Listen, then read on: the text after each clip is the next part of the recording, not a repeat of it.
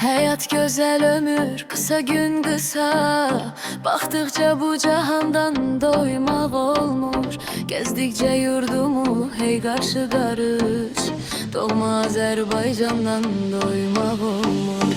Eğer gelsen görüşüne göy gölün, öz rengi var burada biten her gülün. Çiçeği üstte avazını bülbülün, hayat nəğməsindən ayırma olmur. Çıksan seyre Kubanın bağlarına, sıldırımlı Laçının davalarına, tursuyum kaynayan bulaklarına. Baktıkça hey bakıp ayırmak olmur.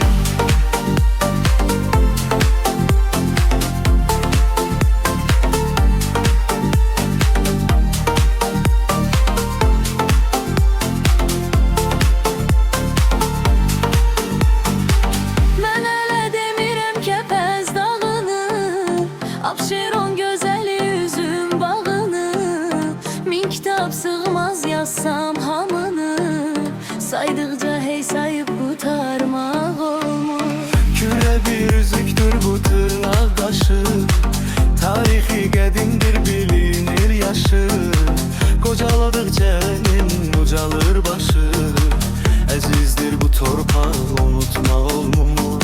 Gün keçir saat basat, her ömrün bir anı minəhli bu saat. Gözeldir yaşamak, gözeldir hayat, heyif öten günü qaytarmaq olmur. Çıksan seyre